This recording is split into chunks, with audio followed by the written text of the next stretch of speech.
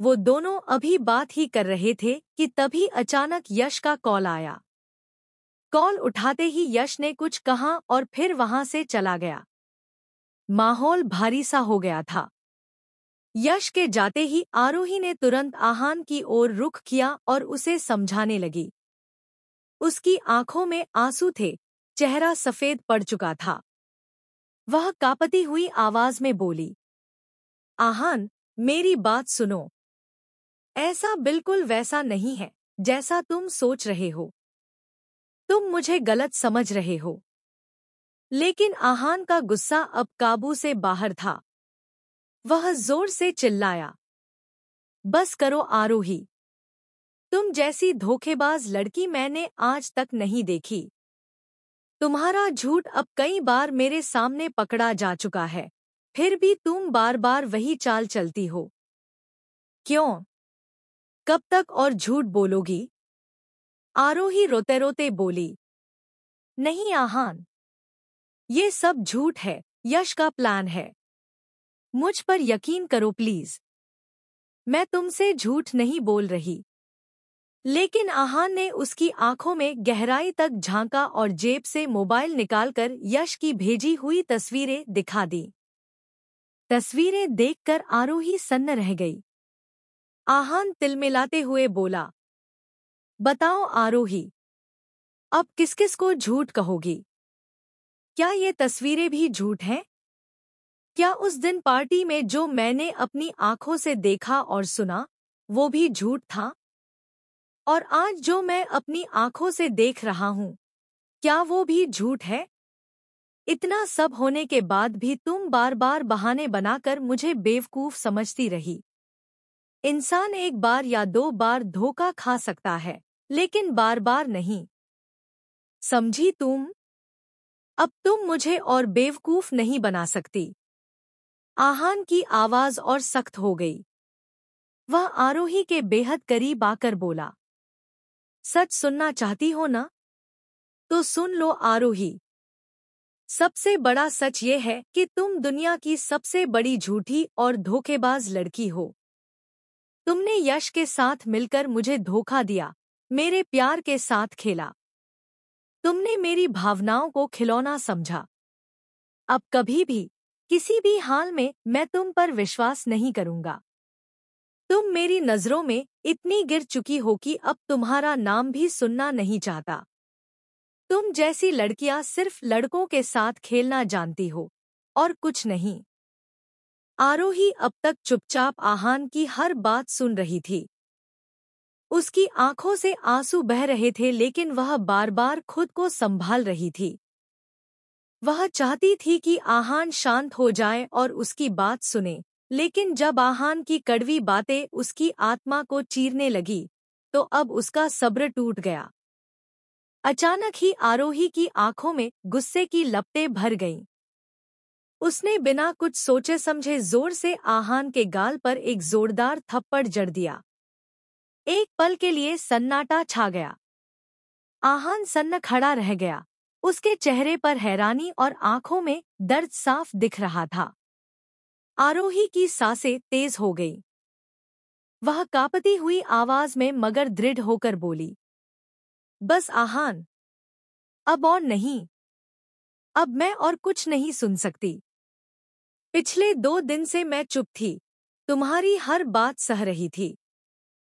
लेकिन क्या इसका मतलब ये है कि तुम जो चाहो, जैसा चाहो, मुझ पर इल्जाम लगाते रहोगे और मैं बिना जवाब दिए सहती रहूंगी? नहीं आहान, अब बहुत हो चुका।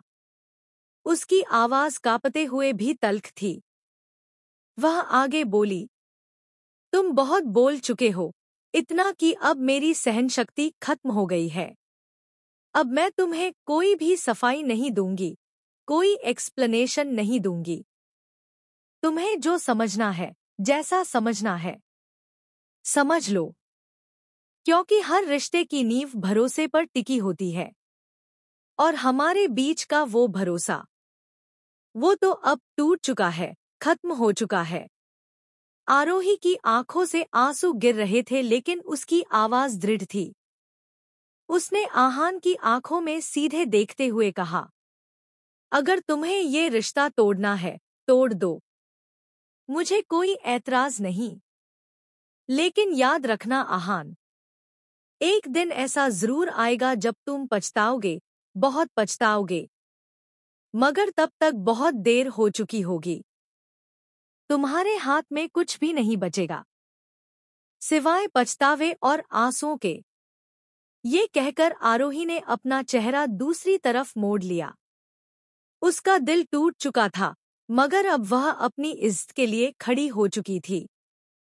आहान वहीं खड़ा रहा, उसके होंठ कुछ कहने के लिए हिले भी नहीं। वह सिर्फ सुन रहा था, उसकी आंखों से आंसू लगातार बह रहे थे। उसके दिल में दर्द और पछतावे की एक गहरी चुभन उठ रही थी, लेकिन अब उसके पास शब्द नहीं थे। आरोही की आंखों से लगातार आंसू बह रहे थे, पर अब उसकी आवाज में एक अलग ही दृढ़ता आ चुकी थी। उसने कांपते होठों से कहा, आहान, बस अब बहुत हो गया। मैं थक चुकी हूँ, बार बार अपनी सफाई देते देते। अगर तुम्हें मुझ पर यकीन नहीं तो कोई बात नहीं, लेकिन अब मैं और ये सब बर्दाश्त नहीं कर सकती। आज इसी पल मैं ये फैसला ले रही हूँ कि मैं तुम्हारी जिंदगी से हमेशा, हाँ, हमेशा हमेशा के लिए चली जाऊंगी। शायद हमारा साथ बस यहीं तक था। किस्मत ने हमें मिलाया जरूर था, लेकिन लगता है अब हमें जुदा होना ही लिखा था।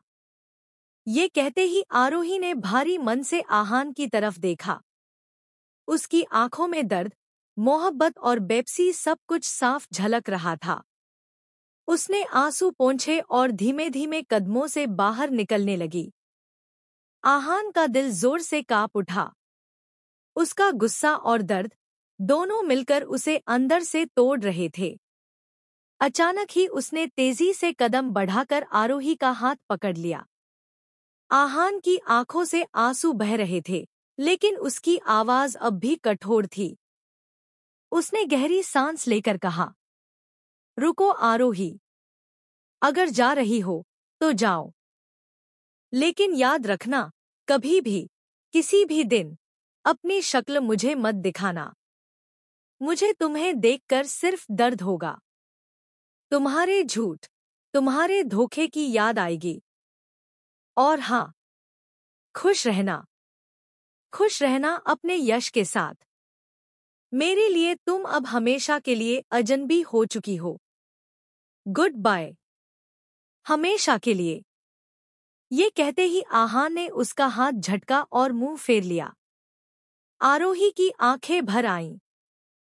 उसके दिल ने तो चाहा कि आहान को गले लगा ले, सब सच बता दे, पर अब बहुत देर हो चुकी थी।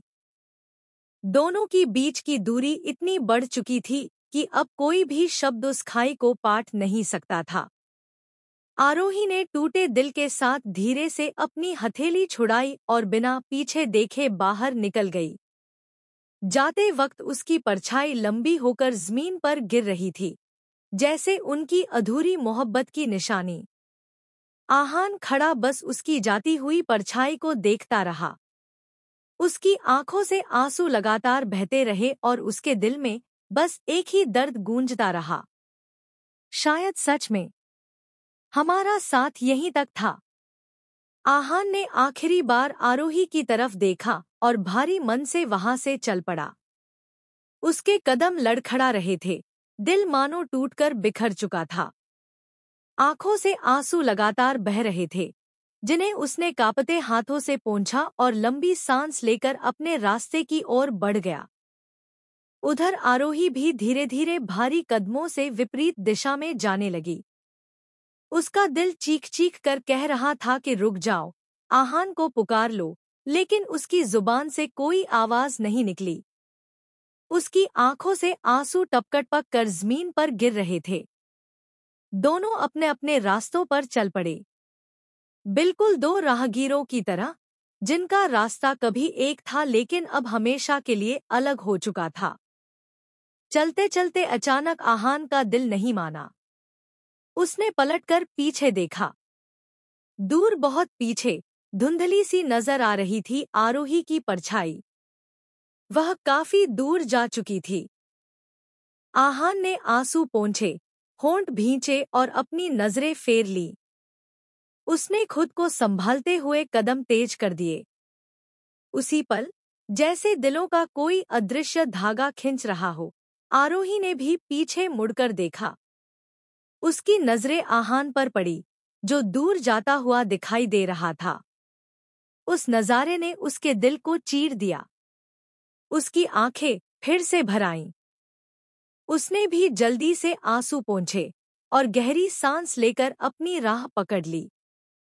अब दोनों अलग अलग दिशाओं में बढ़ रहे थे, मगर उनके आंसू इस बात की गवाही दे रहे थे कि दिल आज भी एक दूसरे से जुड़े हुए हैं।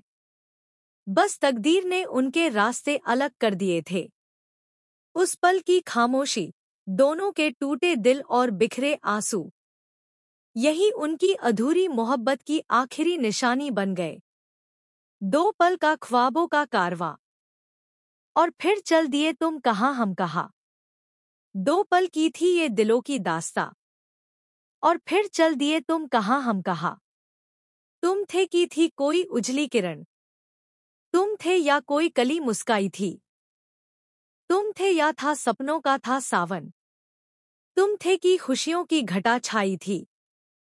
तुम थे के था कोई फूल खिला, तुम थे या मिला था मुझे नया जहां। 2 पल का ख्वाबों का कारवां, और फिर चल दिए तुम कहाँ हम कहाँ। 2 पल की थी ये दिलों की दास्तां, और फिर चल दिए तुम कहाँ हम कहाँ। और फिर चल दिए तुम कहाँ हम कहाँ। तुम थे या खुशबू हवाओं में थी, तुम थे या रंग सारी दिशाओं में थे। तुम थे या रोशनी राहों में थी, तुम थे या गीत गूंजे फिजाओं में थे। तुम थे मिले या मिली थी मंजिलें, तुम थे के था जादू भरा कोई समा। 2 पल का ख्वाबों का कारवां, और फिर चल दिए तुम कहाँ हम कहाँ। 2 पल की थी ये दिलों की दास्तां, और फिर चल दिए तुम कहाँ हम कहाँ।